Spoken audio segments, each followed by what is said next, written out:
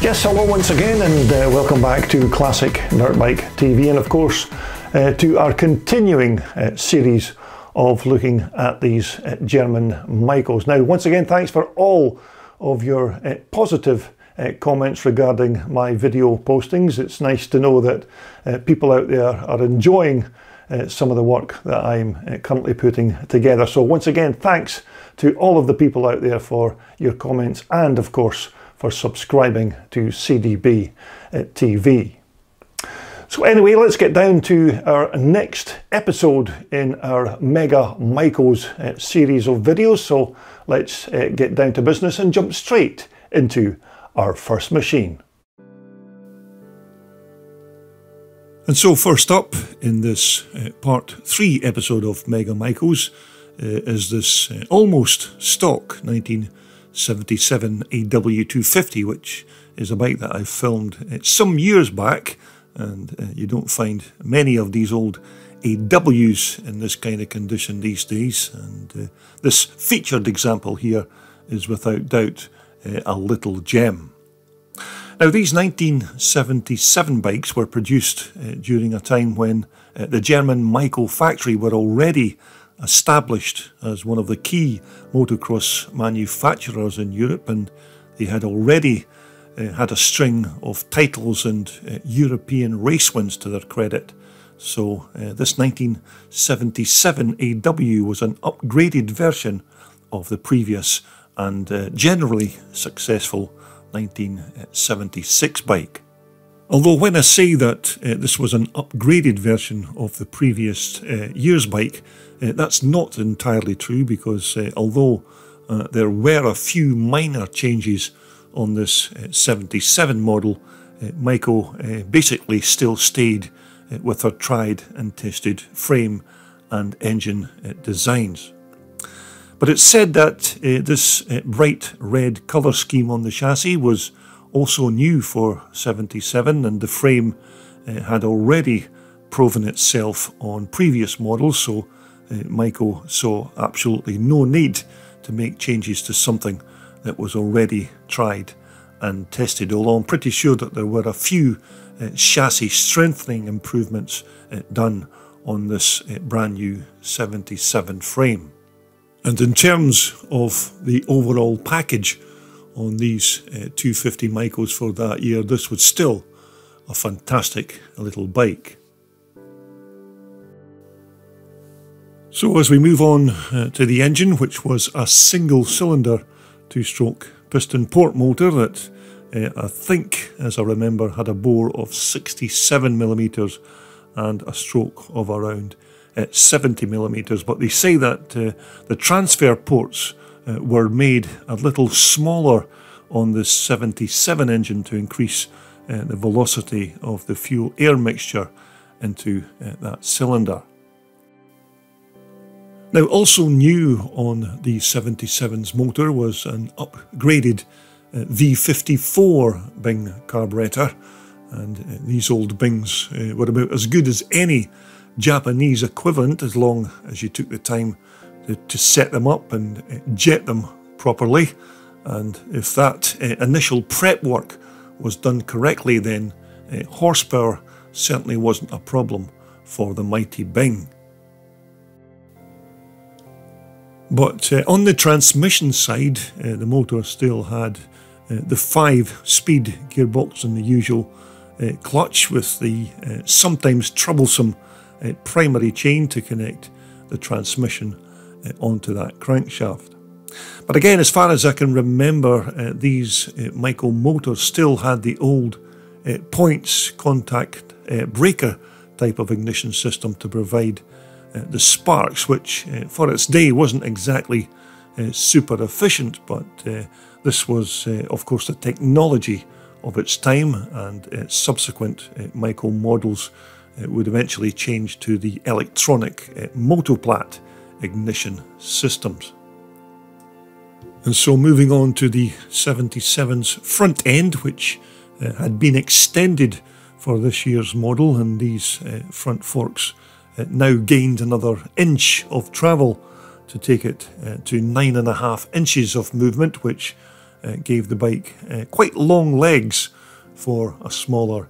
250. But as well, you know, these Maico front forks weren't exactly works high-tech items, and I suppose they were adequate at best,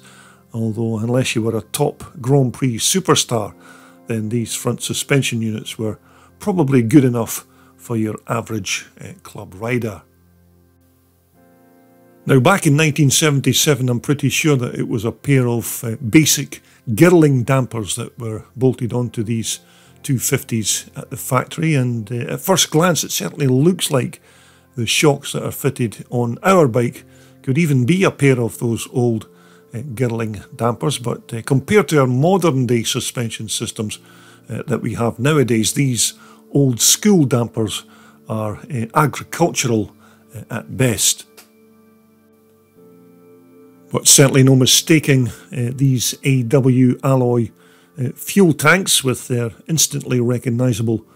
coffin shape and quite nice Maico paint job. But this tank here held just over 2 gallons of premix fuel, and as far as I know, this is still the 77 factory paint job and lettering that's on our bike, which still looks quite fresh considering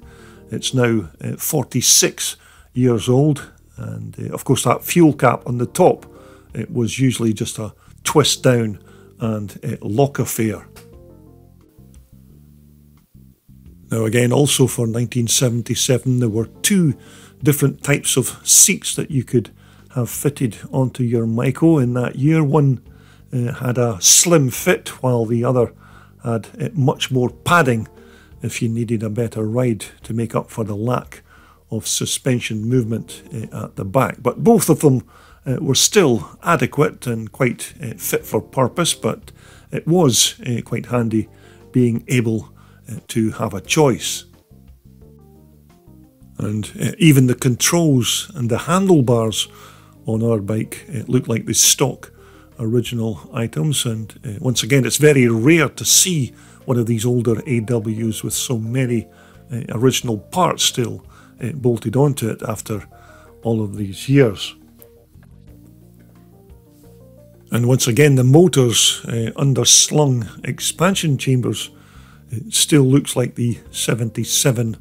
original, and again it's almost in perfect condition despite a few dents and dings, but nothing that couldn't be put right with some heat and a bit of skill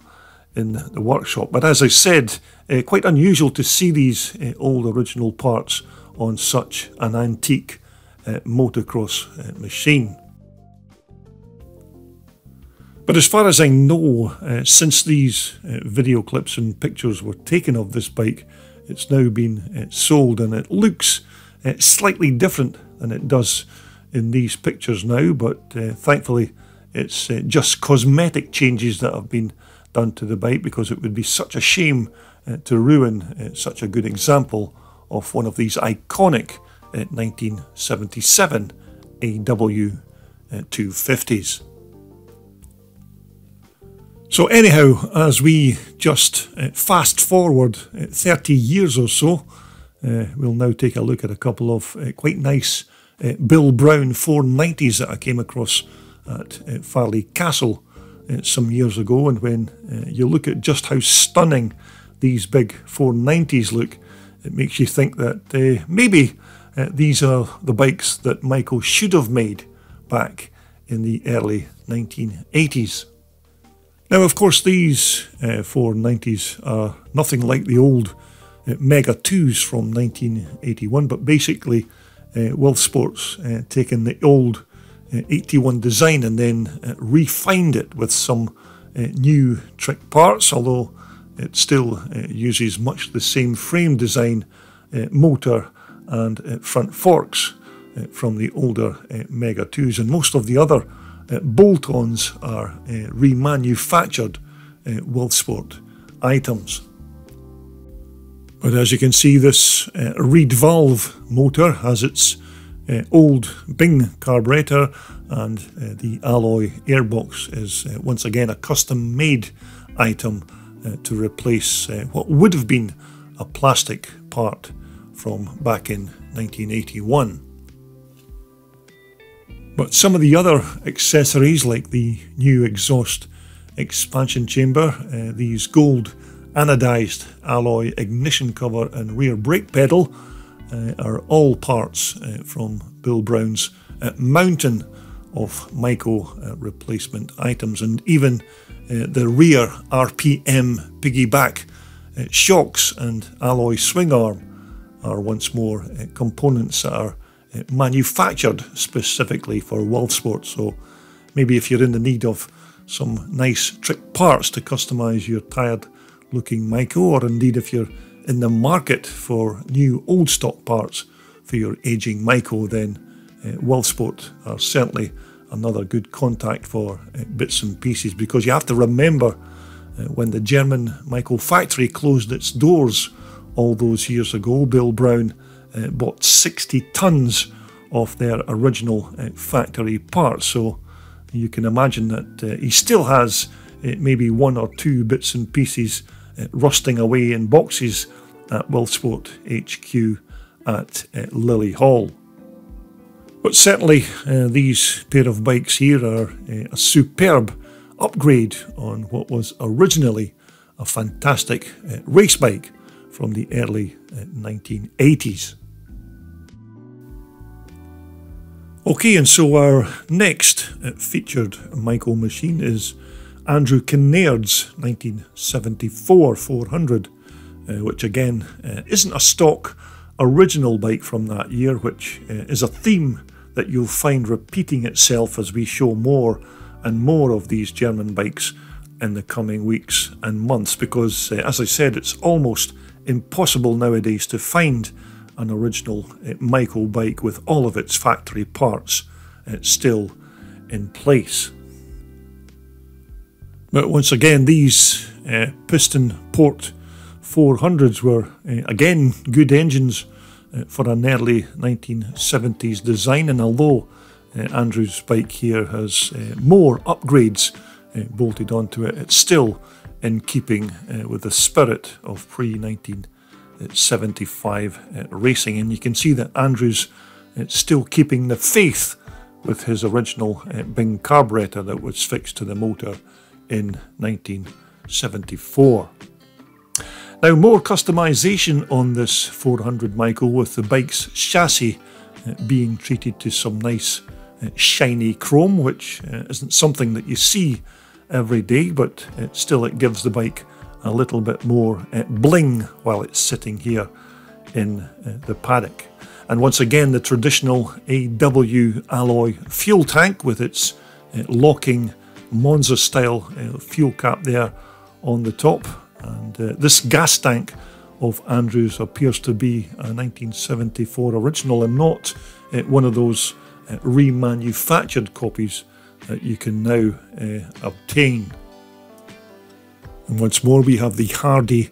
old school Maico drum brakes with their ribbed fins, which were said to add a little strength and help the cooling of the alloy hubs. But it also looks like Andrew's been out with the buffing tool and he's put a nice polish on those Maico fork legs. But once again, the bike's swing arms been very nicely chromed to go with the rest of the chassis, and an upgraded set of rear shocks has also been added to replace those dodgy originals that Maico bolted onto these machines. But thankfully though, the Maico engineers did design a quite nice deep plush seat on these AW400s, because with the lack of that suspension movement on the back end of these bikes, the extra padding was certainly welcome relief on bumpy racetracks. Now, this nicely fabricated primary drive sprocket cover is not an original Maico item, but having your front sprocket covered is a mandatory requirement for classic racing in Northern Ireland, which is where I grabbed these pictures. Although without doubt this is certainly another quite nice example of one of these very popular 74 AW 400s, which again are still used regularly at classic and vintage race events, although I must say it's getting harder and harder to keep these older Maicos on the track due to the availability of spare parts, which is why you see so many of these older Maicos nowadays with replacement or upgraded components bolted onto them. But nevertheless, this is still a very nice bike. That's Andrew Kennard's AW400 from 1974. Okay, so our final Maico example for this episode 3 is this gorgeous 1981 490 Mega 2, which is again not a fully original bike, but it was completely rebuilt by Scottish rider Walter Bickmore some years ago. And these pictures were taken soon after Walter completed its full refurbishment and just before it had its first race on the track. Now this time I'm not going to list any of the components on the bike, as I'd like to think that the story behind this bike is more interesting than its sum of parts. But essentially Walter rebuilt this bike at huge expense to himself, and when it was finished it got its race baptism at a Scottish twin shock race event in Pow Mill in Scotland in 2006. And so anyhow, this particular story goes that Walter raced his brand new bike in the big twin shock open class, and he won all 3 races on his brand new bike the very first time it was on the track. And because Walter was having such a great day on his new creation, he decided to put it on the line and race it against the modern monoshock bikes, which was the last race of the day. And consequently, Walter and his 490 Maico beat them all at a canter. And so after the very best of days on his brand new bike, he then headed home, whereby he then parked his transporter at the side of the house with his precious Maico and a brand new Honda CRF 450 four-stroker tucked up inside. Anyhow, after opening the doors of his transporter just a day later, Walter then discovered that his brand new bike had been stolen while it was parked at the side of his house. And even more surprising was that the brand new Honda CRF 450 was still in place and untouched. But suffice to say, no one in the street saw anything, and it was a complete mystery as to who had taken the bike, and the motocross related Facebook pages of the day were swamped with pictures of the machine, and a reward was offered for its return. And Walter even stated that he would swap the CRF 450 for the Maico if only that he could get it back. Now, I personally supplied these pictures to the local Trials and Motocross News publication to highlight the theft and make the Maico too hot to handle, just in case the lowlives who stole it tried to sell it on. And so as the weeks went by, there was still no sign of the bike until one day an anonymous caller got in contact with Walter to say that he knew where the bike was, but he would need some cash up front to disclose its location, to which Walter promptly paid, and then he rushed to the abandoned lockup where his precious bike was said to be located, to find that it was in perfect condition and virtually unmarked. But as you can imagine, Walter was very lucky to get back the 490, and it appears that the thief or thieves thought that the 81 Maico would be an easier bike to move on than the CRF 450 Honda four-stroker that was parked next to it. But of course, these kind of stories don't always end well, and Usually when these kind of dirt bikes are stolen, you virtually never ever hear or see them